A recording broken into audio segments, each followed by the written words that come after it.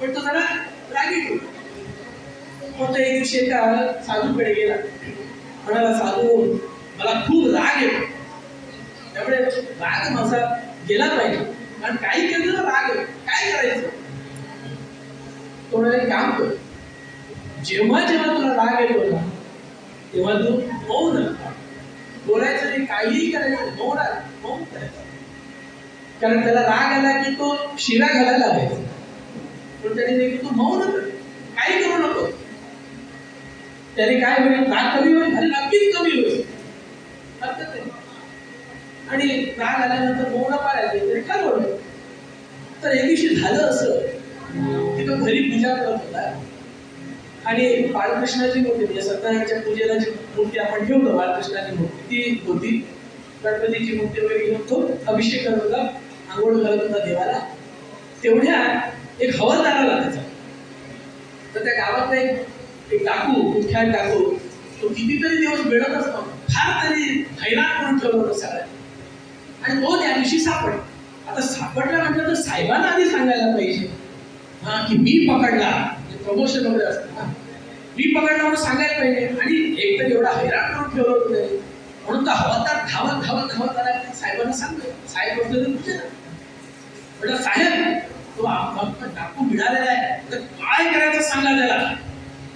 तळपायातल्या आग जी मस्तकात चढली, सांगतो तुम्हाला की आता ह्याला चार हाणावं, अमुक करावं, फुल्या शिव्या घालायच्या मनात चालू आहे, पण बोलू शकत नाही, कारण साधूने सांगितलंय राग आला बोलायचं नाही.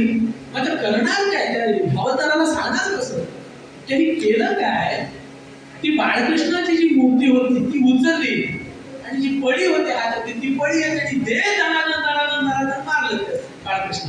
म्हणजे त्याला काय सांगायचं होतं की त्या डाकूला आडवं कराय हाणा, पण हाणलं कुणाला, देवाला. म्हणजे करावी ती पूजा म्हणायची उत्तम, म्हणजे अशी पूजा करून उपयोग नाही हो. तुम्ही त्या देवाला का तुम्ही दंड दिला?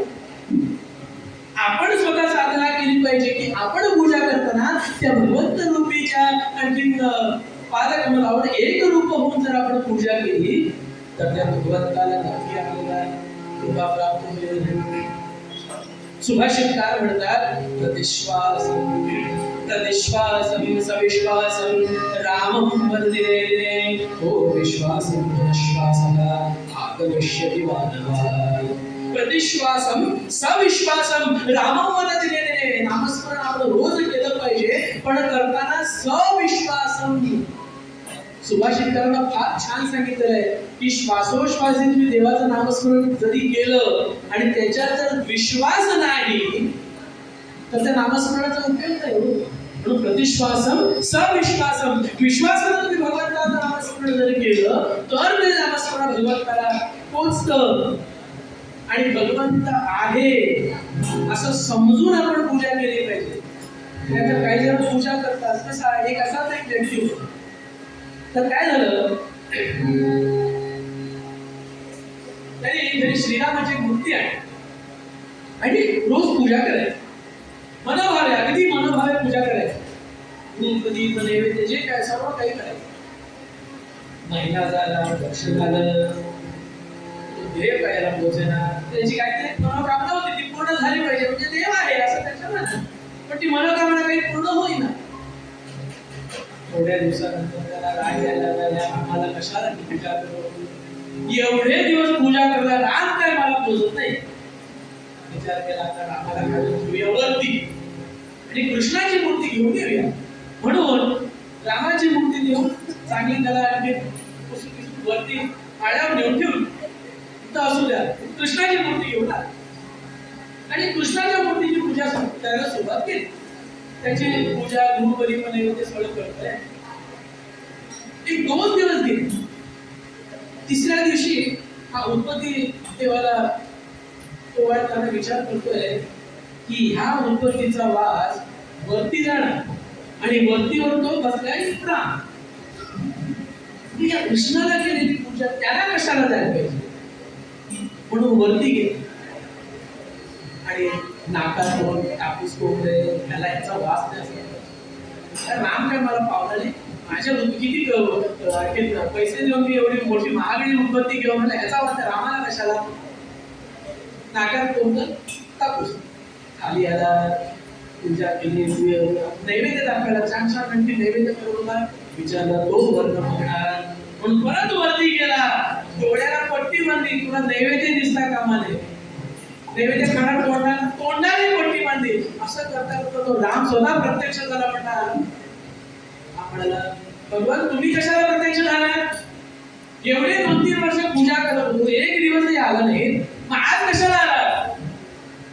म्हणाले, एवढे दिवस तू माझी पूजा करत होता, पण कधी तुला वाटलं नाही की रामाला वास येणार, रामाला आणखी तो नैवेद्य बघणार, राम खाणार, असं तुला एक दिवशी वाटलं नाही, आणि आज कृष्णाची पूजा करताना तुला सगळं वाटायला लागलं. म्हणजे माझं अस्तित्व आहे हे तुला जेव्हा कळलं म्हणून मी आलो. म्हणजे पूजा अशी असली पाहिजे की तो भगवंत आहे, तो भगवंत आहे अशी आपल्या मनात त्याची अस्तित्वाची जाणीव असल्यानंतर जर आपण पूजा केली तर त्या भगवंताला पोचते.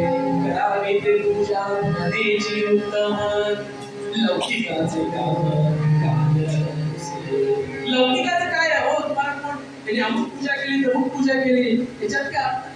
आपण मनापासून जी आपण पूजा करतो ती पूजा केली पाहिजे. आता ह्याच्यात काय असतं माहितीये का? हे असं कधी कीर्तनात सांगितलं ना की लगेच दुसरं वाक्य काय सांगतो माहितीये का?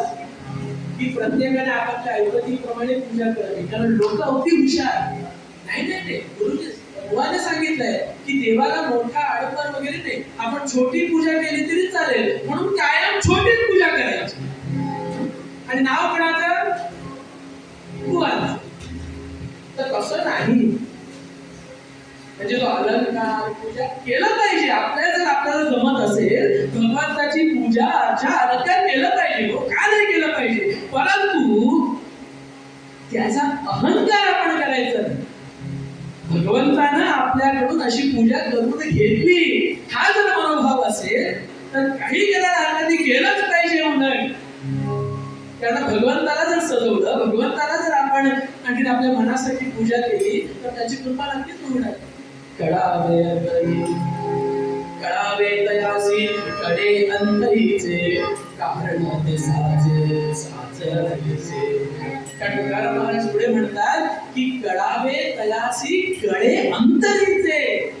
आपण जेव्हा भगवंताची पूजा करतो आपल्या मनात त्याच्यासाठीची कळ आहे, जी भावना आहे, त्याच्यासाठी आपल्यामध्ये जे काही आणखी भक्ती आहे ती भक्ती त्या भगवंतापर्यंत कशी पोहोचणार?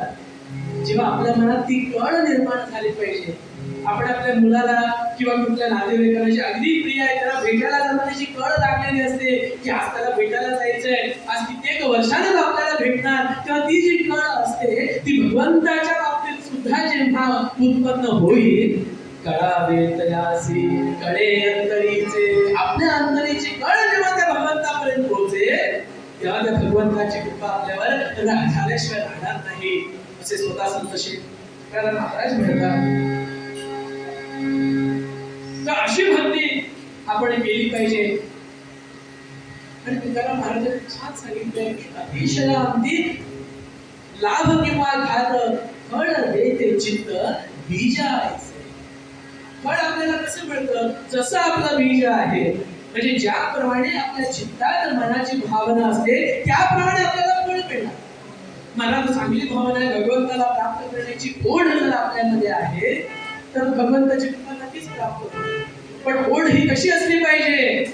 खऱ्या भक्तासारखी असली पाहिजे. आणि खरा भक्त म्हणजे कोण हो? मारुतीराय हनुमंताशिवाय खरा भक्त आपल्याला कोणी माहिती आहे का? किंवा कोणी आपल्याला आढळेल का? नक्कीच नाही. तेव्हा त्याचा एक दृष्टांत सांगूया आणि मग उत्तराकडे वळूया. एकदा काय झालं, भगवान श्रीराम लंकेमध्ये विजय वगैरे प्राप्त करून घेऊन परत आलेले अयोध्येत.